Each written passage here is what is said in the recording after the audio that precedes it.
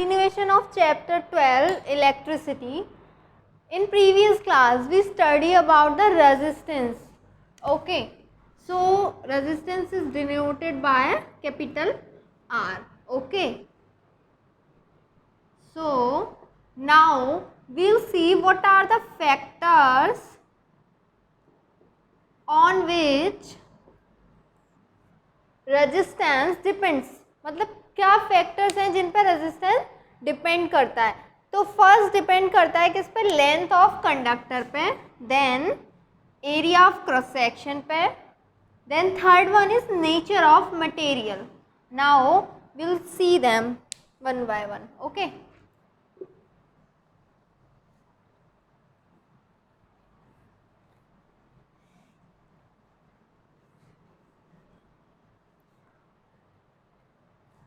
so what is the heading? Factors on which resistance depends. Okay, तो क्या देखा था हमने, लेंथ ऑफ कंडक्टर पे. फर्स्ट रेजिस्टेंस किस पे डिपेंड करता है, लेंथ ऑफ कंडक्टर पे. हमने एक फॉर्मूला भी देखा था, R is equals to V by I. Okay, तो पहले हम रेजिस्टेंस के SI यूनिट ड्राइव कर लेते हैं. Okay, V, what is V? Electric potential which is volt. क्या होती है इलेक्ट्रिक पोटेंशियल के SI unit? Volt. And I means electric current. What is the unit? Ampere. Okay, so what is the unit of resistance? Volt पर ampere और volt पर ampere. Okay, so this is the unit of what? Resistance. और इसी को आप क्या बोलते हो? ओम. ठीक है. सो अगर आपसे कोई पूछता है 1 ohm equal to, what is the answer? 1 volt per ampere. Okay, and these both are the unit of resistance. ठीक, अब हमें रेजिस्टेंस की SI यूनिट भी मिल गई. अब हम फैक्टर्स देखेंगे. So first factor is length. Length of what? Conductor.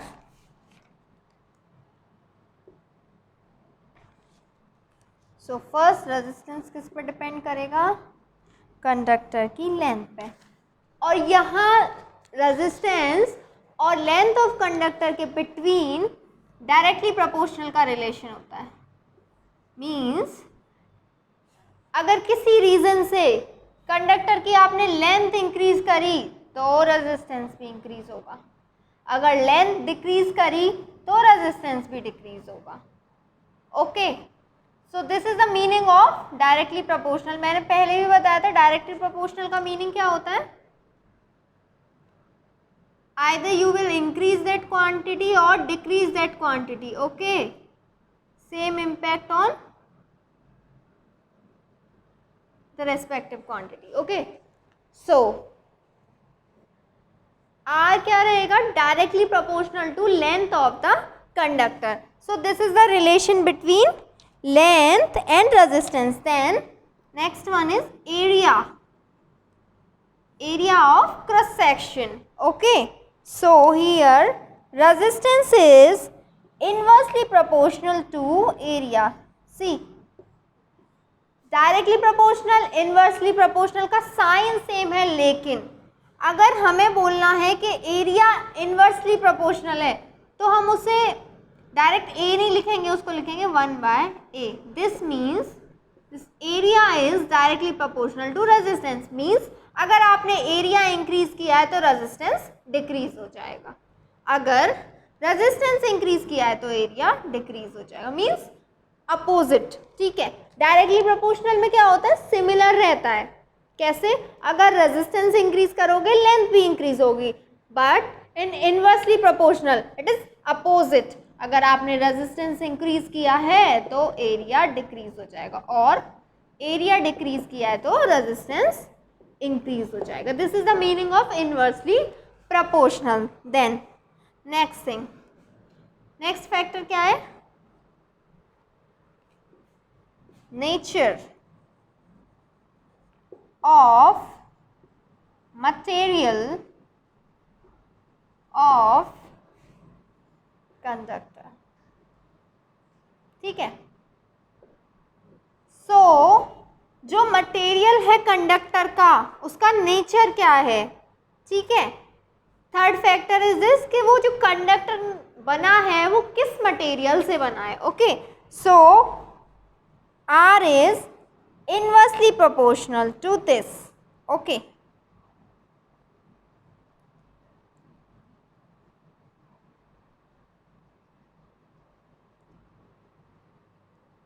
See, क्या कहा हमने? Nature of material of conductor. So the resistance of a conductor, what? R of a conductor depends on the nature of material. ठीक है, nature पे depend करेगा material के। Okay, सब material है लो रेजिस्टेंस कुछ मटेरियल का, क्योंकि क्यों डिपेंड करता है नेचर पे? ठीक है, क्यों डिपेंड करता है? क्योंकि जो कुछ मटेरियल्स होते हैं उनका रेजिस्टेंस लो होता है एंड कुछ मटेरियल्स का रेजिस्टेंस हाई होता है। तो रेजिस्टेंस इस चीज़ पे डिपेंड करेगा।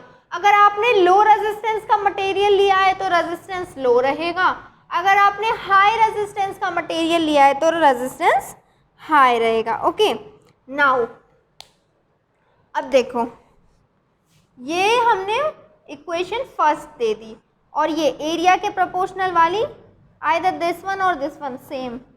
ओके, इसको इक्वेशन 2 दे दिया। Okay, now will derive one relation. Okay, क्या है वो?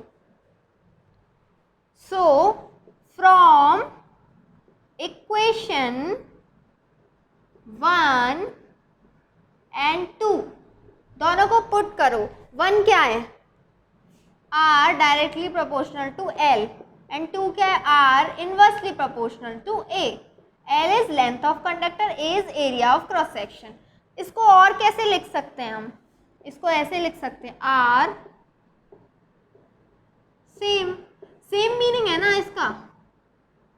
Here R is directly proportional to L and here inversely proportional to area of cross section.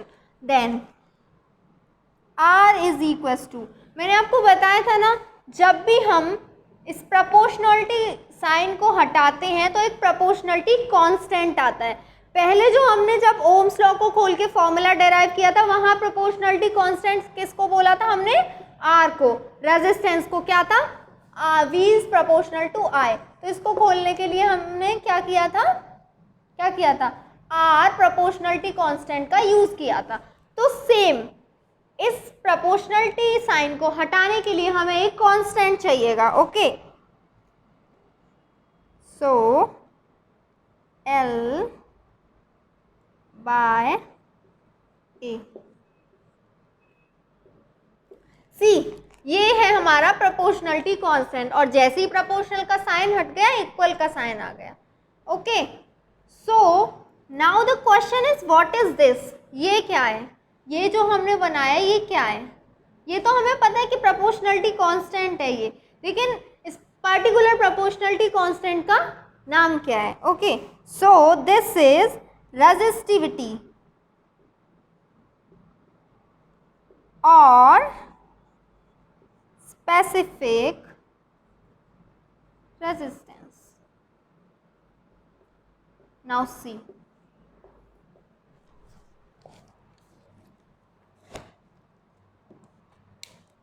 from where we will start?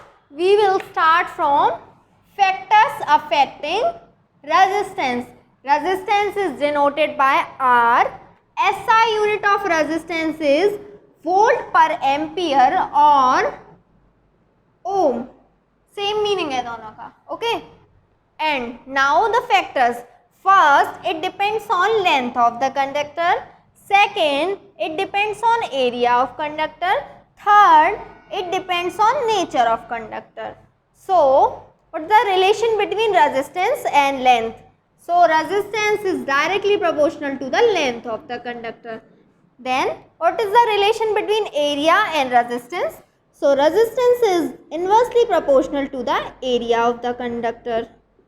Okay, then what is the relation between nature? So resistance is depends on nature. Why? Because some bodies have low resistance and some have high resistance. So if we use low resistance body, the resistance of the conductor is low, and if we use the body which has high resistance, so the resistance of that conductor is high. Okay, now from this one and from this one, okay, from the equation 1, from the equation 2, we'll derive that R is directly proportional to L and inversely proportional to A. Okay, so for this proportionality sign, you know na, this is the proportionality sign. Okay, so for removing this proportionality sign, we use a constant. What is that? This one.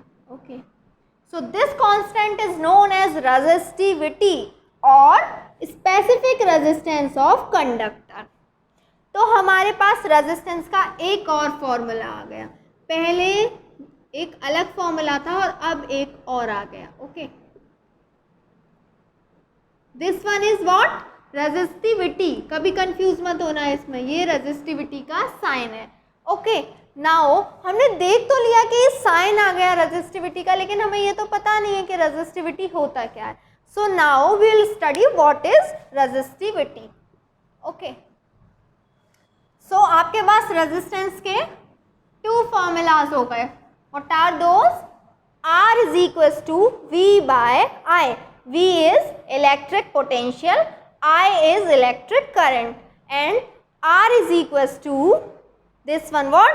Resistivity into length upon what? Area. Okay, now what is resistivity? साइन तो आपको पता है resistivity का. Okay, now we will study what is resistivity.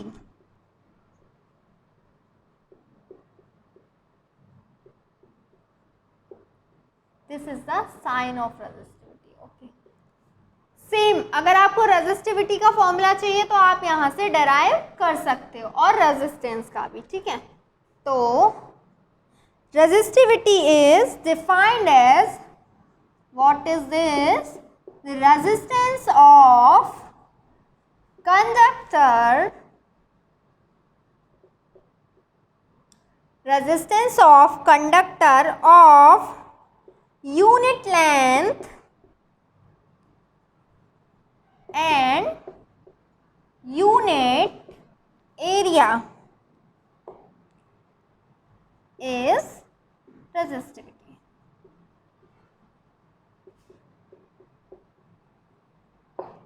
And what is the unit of resistivity? Ohm per meter. और कैसे denote करते हैं इसको? Ohm. Okay, so this is the resistivity. So what is resistivity? Resistivity is resistance of a conductor. मतलब अब आपको पता चलेगा कि resistivity भी resistance है, और ये आपको यहीं पता लग जाना था. कैसे? This is also known as specific resistance. Okay, so resistivity is that resistance of conductor of unit length and unit area. Means जो आपका कंडक्टर है, unit length and unit area, इसको बोलते हैं resistivity. So resistivity of a conductor of unit length and unit area is known as resistivity of that conductor. Okay, and the SI unit of this is, what is this? Ohm per meter or ohm meter inverse. These both are similar. Okay, similar, not similar, these both are same. Okay, so this is all about resistance and resistivity.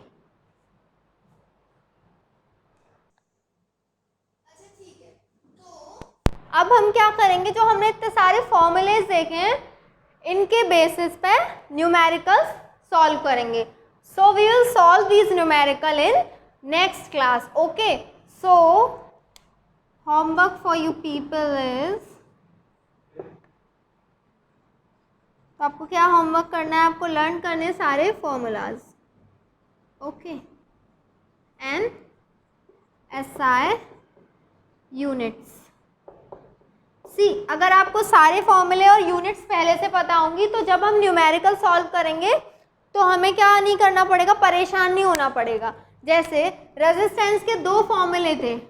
Okay, तो आपको वो दोनों पता होने चाहिए, क्योंकि may be possible कहीं आपको वोल्टेज और करंट दिया हो, और मे बी पॉसिबल कहीं आपको रेजिस्टिविटी, लेंथ एंड एरिया दिया हो. तो आपको दोनों फॉर्मूले पता होने चाहिए. Okay, so we'll solve the numericals in next class. So thank you for the class.